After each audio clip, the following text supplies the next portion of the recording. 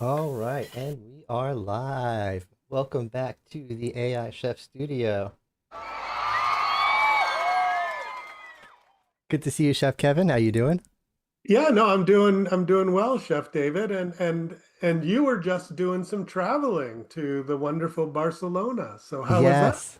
Oh, now I feel silly. I should have had a picture ready. I went in front of that big, beautiful church. It was amazing, gorgeous, beautiful city, and an amazing event. The ISE 26. I'll be doing. I decided it was too much to try to cover it. I'll just do a few highlights. My Right. highlights are like 20 vendors. Just the my highlight video was going to be an hour long, so it was an amazing, massive show. Yes, yes. And the church is Sagrada Familia, Yes, if anybody wants to Google it. It was, and when I was there several years ago with my family, we went inside. I realized you just had a time to see the outside, but it's definitely that was enough. beautiful, beautiful inside and out. So there you go. But anyway, glad that you're back and glad that you're here in the AI chef's kitchen. Yeah, Uh, get yeah, another. so we're gonna go, go, go, go. The crowd is extra happy that you're here. You're always there. You go. So we're going to do the normal news rundown. I don't think we decided on the order, of course, but that's okay. You Do want me to go you want? first? I think I have three. How many stories do you have this week? I have two things that caught my eye, so Okay, maybe so you go we'll first yeah we'll because you wrap have them into three. each other. All right, let's do the big clickbait one first, which Okay. is the Google Home. It won an award for its Super Bowl ad. I believe that every single ad at the Super Bowl was made from AI this year, or something crazy like that. Um, I wouldn't be surprised. But what I liked about this ad is, like any good ad, it told a story. It didn't just say our product can do this, but it told a story. But with everything that AI can do, it just kept it simple and gave a real world example. A mom and her kid are moving across the country. They look online, you see pictures of the house they're going to move into, and it's empty rooms, empty walls. So, and I don't want to show the whole video, but just this is a screenshot from it. Um, they showed this and it was just empty rooms. And she's like, "This is going to be your room, bed." And he's like, "Oh, okay." And she's like, Gemini put Ben's stuff in the room. She didn't say Nano Banana, but it's Nano. We know it's Nano It Banana. is. Yeah, yeah. That's what I was going to say. I was It's waiting Nano for because Banana. I love Nano it Banana. is. Yeah, yeah. So it put all Ben's stuff in the room, and then said, "Oh, put the dog bed in there." And then it went out to the garden and said it was just a blank lawn, an empty lawn. Put in our garden because they have pictures of how they garden in the old house and the music in the background, and it was just very simple, short, sweet, and yeah, this is how I use this stuff all the time. So storytelling. Yeah, so Oh, I you want thought to this bring was up? great. I was glad that you brought this article to my attention. It is, as you is showing here, it's the Kellogg School of Business that they've done this, I think, for 22 years in a row. So they rated all the ads. Some, like this one was the number one spot. Um, and some of them did a bad job because they didn't they had a panel and the panel didn't know what the product was after the ad, which Oh, if you're spending all the money, that's a bad sign. yeah. But you know, I think what I liked about this Google ad was like it really like when it said put Ben's stuff in, it had access to the other pictures, right, that you can store on in your Google Drive or whatever. So it Hmm. didn't just make up the sons. These are actually It his was his toys stuff. from previous pictures, and he wanted the room. Can the room be painted blue? Yes. And so it was a great use to show the possibility, and obviously with the young child and the moving and some apprehension, as you say, it told a good story and it was emotional. Um, it reminds me of that. I did an AI chef's tip where it's about what plants go in your room. Yes. And This made so me think this of this that. was this was this was kind of that tip. I'm sure Google knew about this ahead of time, but yeah, using Nano Banana to really visualize possibilities. And yeah, this was great. And go check out the article as well because it's interesting to see the ones that either focused on AI or used AI and didn't succeed according to this panel. I think it's interesting read. All right, on to our second story. Yeah, absolutely. So this story, I'll do this. So I think that there is apprehension around AI replacing jobs, and I think that there's a lot of, you know, kind of truth to that. It is making some jobs more difficult, or at least you're expected to have some understanding of AI. That's why you watch the AI Chef's Tips. But so here's this one just actually I think came out today or yesterday on CNN. This is about radiologists because and really it's a case of where AI at least, and then I'll ask you, but at least so far hasn't replaced the human radiologists. One of the people this article talks about is Jeffrey Hinton, who's often talked about as the Godfather of AI. I guess 10 years ago in 2016, he said, hey, you probably shouldn't go into radiology because AI is going to be able to do the job better. At least, 10 years later, the CNN reached out. He said maybe he's kind of spoke too soon. But at least right now, radiologists are using AI. An interesting stat here, I'm just going to scroll down to it. So it says in terms of medical devices that are approved, FDA approved, of the about 1,300, over 1,000 of them are for radiology. So obviously the digitization of imagery is something that people are, using a lot of AI, but so far radiologists are using AI, but still, the article says, well, still the humans have to examine the patients, Yeah. which It's no it's a duh. It's like, it's a tool for radiologists, not a replacement for radiologists. yeah, so far it's helping radiologists do So more. far. I think So no, the far. reason I say so far is because the population is aging. So overall there's more radiologists, but there's also, there's more radiologists needed. So I think it grew by 5% as opposed to general job growth, which was 3%. But I still think, yeah, this is a good news story.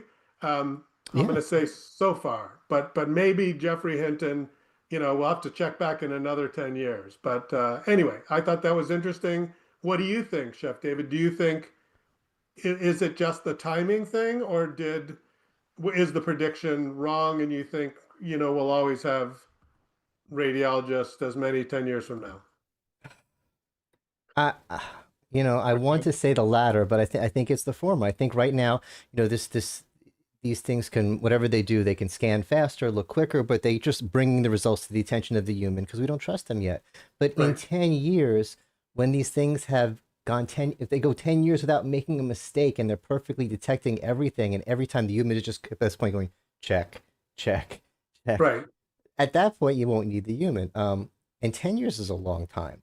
So yeah, in Yes, 10 it's years, an it's AI timeline. It's like, crazy. yeah, it's ridiculously I long. think for the next 5 years, just to say, even if even if the AI radiology is perfect and is doing a perfect job, we're still going to want the human double checking everything. I don't think it's going to take radiologist jobs in the short term. Okay. Even if it could, I don't think it will. No, no, and I think I agree with that. One other interesting thing before we move on to your next story is it was interesting because they said that the AI can tell from the image of whatever part of your body, it can tell the race and gender of the patient. And so this article raised, oh, well, will there be biases? Because supposedly human radiologists can't tell, right? They Right. look at whatever an X-ray and they can't tell what your race or gender was. But so anyway, I thought that was interesting. Clearly, they're acknowledging AI can see deeper patterns than the human trained radiologist. But anyway, Of course, always the case. it's gonna do a better job. But It may be in the long term, but yes, okay. So over to your all right. second story. Now, this story seemed kind of boring at first glance. Snowflake and OpenAI are partnering, and this article, it's all about the details of what OpenAI is going to do and how it's going to work with the APIs and da da da da da. And to be honest, I don't care about any of that. The details are not the story here. How it works does not matter. What matters is the bigger implications for OpenAI as a company. Because OpenAI, the stock market is freaking out about them because for all the wonderful work they've done, it's been a giant money pit. as it's going through like $1 billion. It's going through like $1 billion by the time I finish the sentence. It's exaggerating, but it's going through billions and billions of dollars because all Yeah. that research is expensive. And for all you Chat GPT fans, I hate to say it, your $20 a month ain't cutting it. Your $20 a month ain't cutting it at all. It's not helping. It's not enough. And but these types of deals will cut it.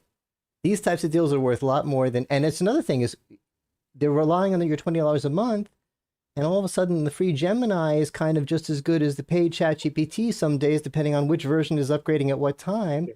And a lot of people are saying, I didn't renew my $20 a month because the free Chat GPT is good enough, or I'm on Google Workspace and I got the Gemini, or I've been on Claude now. So they're struggling to even get those $20 a month, and the $20 a month isn't enough. These kinds of deals, this is the Oracle route. This is being infrastructure. I've never in my life known what if I'm buying an Oracle thing. I've never been to the Oracle store. I've used Oracle 100 times today. So have you. So have you. You've all used Oracle today without knowing it. And when you don't even know you're using Snowflake. So you're not going to know you're using ChatGPT within Snowflake. So this is a viable business strategy for the company, which they seem to have been lacking. They got the deal. It's going to be a great deal for them. And here's an extra layer of it, which makes it even more, to get into our kitchen. I'm going to take a good look at the full kitchen for a few minutes here. To make it extra tasty, when you as a consumer use ChatGPT to help plan your dinner, you're costing ChatGPT money. Every time you use ChatGPT, you're costing them money. This kind of model will probably be some sort of token model. Every time a Snowflake client uses it, OpenAI is going to get paid.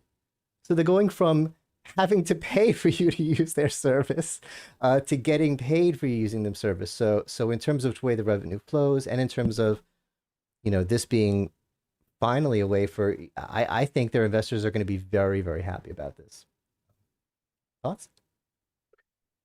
Yeah, I mean, I think that this to your point, this is, Snowflake, which is a giant data repository used by some of the biggest companies to keep track of, product sales, customer data.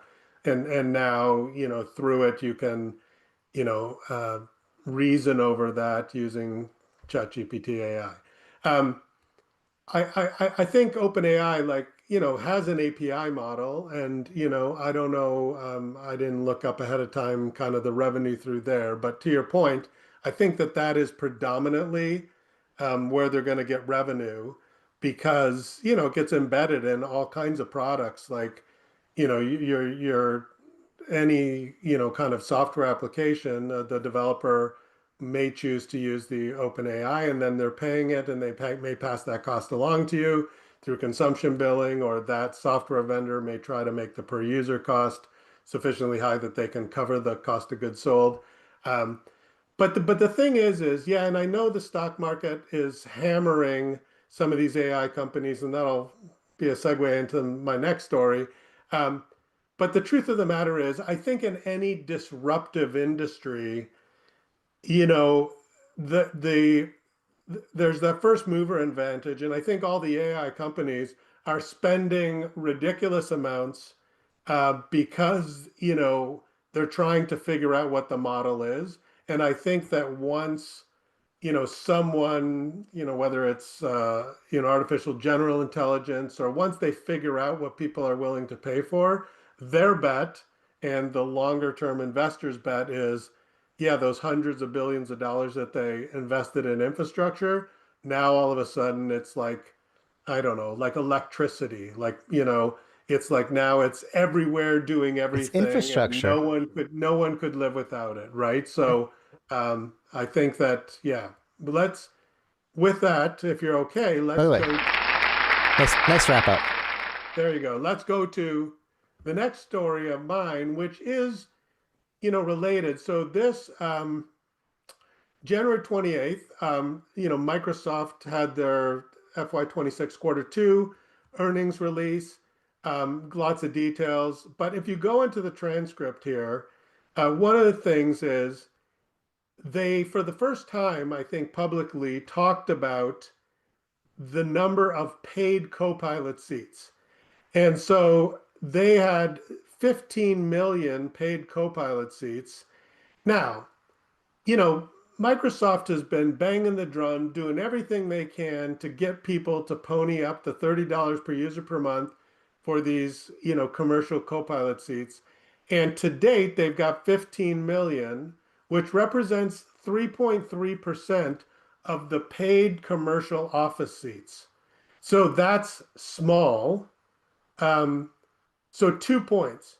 The day after this earnings release, Microsoft stock got hammered. They lost $385 billion in market cap in one day.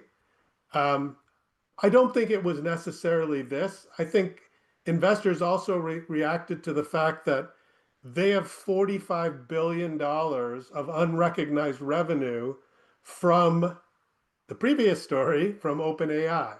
So OpenAI has done a long-term deal to say, hey, we'll use Azure to power some of the, OpenAI ChatGPT stuff. And so now Microsoft is holding $45 billion on their balance sheet that they'll recognize over time.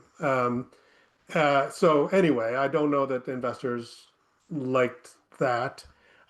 But here's the other thing that I wanted to show, which is, okay, so Microsoft's got 15 million paid Copilot seats, but if you look, and this is to your point, Chef David, on the $20 per user per month, um, whether it's ChatGPT, so they have an estimated 10 million. Gemini has and that's consumer and enterprise, maybe 5 million, so maybe together they have as 15. much, but the 15 million was really commercial seats, right? So it's really fair to compare it here. Gemini has millions of consumer paid and 8 million enterprise. Claude through Anthropic has less. So even though Copilot only has 15 million, arguably they have the most. And to your point, all these free users, this 800 million weekly, users, this is costing Yeah. OpenAI and Google and Anthropic. It's costing them money because the inference cost is high. So, in one hand, Copilot 3.3%, not great, but I guess they're ahead. But obviously, everybody is trying to figure this out. And I think to your point, Chef David, the API use of all of these models still Yeah. isn't paying for the investment, but maybe that's It's the it's a good eventual hope. bet. Yeah, it's at least a viable route. Um, it's funny to think about it. If so, okay, $30 a month times 15 million users, that's Yeah, $450 million a month. Is it if my math is right? So yeah. 450 million dollars a month with any product, if it made that kind of money, you'd be like, hey, that's a big success. But they spend so much money on it that I'm sitting there going, I don't know if $450 million enough a month is enough to make the investors happy. It's because they've spent so many billions.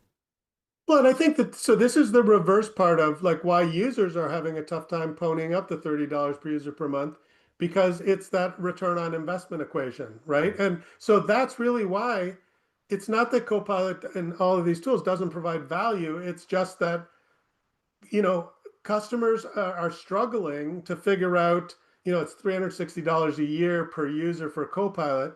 There is no question, Chef David, that if the people watch some of the AI Chef's tips and use Copilot effectively, it would be easy to gain over $360 worth of value in a year from any of these tools. But I think what happens is even though all of these organizations are trying to provide lots of adoption and training materials, it's just users haven't figured out how Yeah. to integrate it into their day to day. So they're not getting the value. And, And they're on the saying, other what am I side, paying, $30 a month? That adds up over the year. What am I paying all that money for? well, yeah, $360 a year? yeah, Is that right? exactly. So and yeah, so and that's the If same you're not challenge using that it, right now the vendors have, right? They're investing, you know, tens of billions, hundreds of billions of dollars a year, and even at your $450 million per month, that's not it's paying not for it, enough. right? So the return on investment It's isn't enough there for yet. me. but the bet is, yeah. Okay. Yes, please sponsor AI chefs for $450 For million a month. We will be happy. Yes. we'll make a deal from that. Yeah, there you go. So, okay. So those are two kind of sort of related stories. So over All right, so this to last your third story, story. you actually brought this one to my attention, and at first it made me a little uncomfortable, and I've come up with my rules Okay. for when this is okay. Because the idea is that YouTube will let creators make their own shorts. Make let IA make their shorts. So, you've seen us. I make shorts of this show. You either see Kevin full size vertical, so you could scroll us on your phones. Everyone's to scroll on the phones and keep it under a minute. And I can have an AI me that will look really close. I guess if you really know me, you'll probably be able to tell. I'll be able to tell because I know I didn't record it. But these things are getting good. It's gonna be very, very, very hard to tell. Um, and so, how do I feel about that? And it depends on how it's being used. If I'm just going to make a short that says, "Hey everybody, I just recorded a new episode with Kevin. We covered these 3 tips. You got to go watch it on our YouTube. Appreciate you."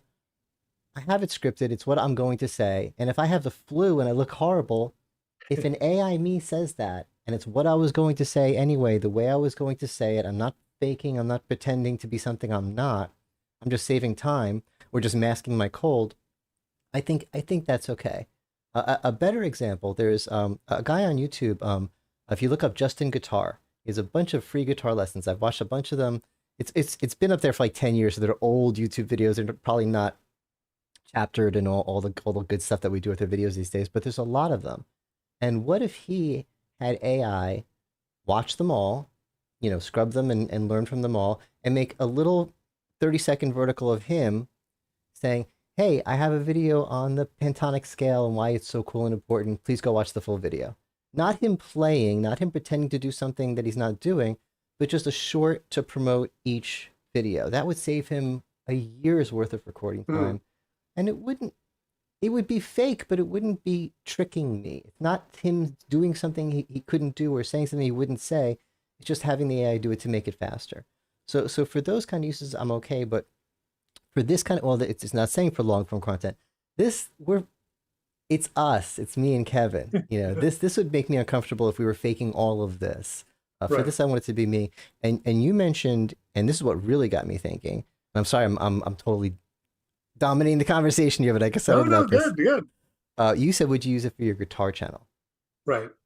I am following the YouTube Shorts guitar community, the YouTube TikTok community. Like any community, there is constant drama, and some of the drama is over what's real and what's fake. Hmm. Because most of actually all of my videos, because I just haven't gotten around to music editing, I click record, I play. If I make a mistake, you see it, whatever, and I'm done. What a lot of YouTube musicians do, and there's nothing wrong with this. Some people think there is, but there isn't. Is if they have a long solo, they'll record the first 10 seconds of it 30 times and then pick the best one, and then record the next 10 seconds of it 30 times and pick the best one, and then stitch them all together. So you see the camera's angle keeps changing. So it's not a full playthrough. Hmm. But that's how music is made. That's how they make the albums at the studios. That's how your favorite bands make the albums. It's fine. It's content creation, and they're not pretending. I think that's okay. But what some YouTube musicians do is they play things that are unplayable or that they can't play. Hmm. They really fake it. There was one, and his content was going so viral on TikTok because he wore nice, colorful shirts, and he's a good-looking guy, and he would be like by a pool with some cool people, and he would take this guitar and just do crazy stuff on it. And the brightness, the colors, he was really, really good at TikTok, and he gets full credit for that. But people started inviting him to guitar events, and he couldn't play the stuff he was playing in his Oh. videos. And then he's a fraud, he's a fake. He had to take down his channel. It was big drama. So I'm not okay. It's a long story short. To answer your question, I am absolutely not okay with saying YouTube AI make a short of me playing Crazy Train solo. I'm working on the Crazy Train solo. I almost got it, but I don't quite got it, and I can't do it, and I don't want to pretend I can do it because I can't do it. Having AI David play the Crazy Train solo, Right. that sits wrong with me. That sits wrong. But having AI David say, hey, I'm working on the Crazy Train solo. Please come back to my channel and watch it next week. Eh, I still don't love it, to be honest. It still feels a little weird, but I'll let it go. Thoughts? Okay, yeah, that was a lot. Okay, so what I Sorry. like is no, what I like is that they're allowing creators to control their own likeness, right? Because what we're seeing in the non-scrupulous or the non-scrupulous is people creating Yes. AI fakes of other people saying things that they never said. That's totally wrong. So okay. Yes. So I like this. And I think that yes, the use cases, like if it's to promote or and I can't remember the details here, but for example, I believe you might be able to use your AI likeness, your AI avatar to speak in another language. Oh, So yeah. I think that that would be like if you're trying to build your audience, like you could say, "Hey, come watch my Crazy Tame solo." I mean, the music is the music, but you could say it in different languages, so maybe you could extend your audience. The one example you gave, I'm going to push back on, which is I mean, this didn't really have to do with AI, but it's like, I don't think it's okay when someone plays the Crazy Train solo and you could just do it 10 seconds at a time and you Oh. stitched it together. Because then when I invite you over to my house and say, hey, man, you play the Crazy Train solo, you could never do it, right? Because Well, that's like me saying I ran a marathon, but I just filmed myself running a mile every day and I could never stitch it all together. So I don't know. let's to clarify. You can play the whole Crazy Train solo, but not cleanly, not perfectly. Okay. Okay. It's a way to clean it As up. It's long just as, yeah. you could play it all together. It's not that you have to stop every 10 seconds, but that's a way to make each part perfect. So it's you could never play it that cleanly. But if you look at your favorite guitarist, Jimmy Page live was not as clean as Jimmy Page on the album, because Okay. on the No, and I album he get did it. that. Like, okay. I get it. Like, okay. So that's fine. As long as I you don't have, do that, by the way, but I don't condemn guitarists who do that. I think it's okay. yeah. I mean, certainly if you're recording an album, there's multiple takes. Any movie, as you know, it's like it's got multiple takes. So, Yeah, okay. And I think to your point, as long as you're not like fooling people and you just made a mistake, so you're basically just splicing that piece out. So, okay.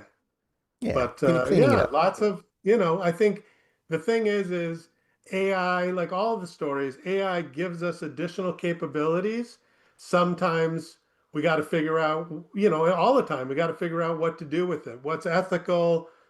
How's it going to impact the labor force? Do I hire somebody, or give it to AI? Should I hire somebody as opposed to AI?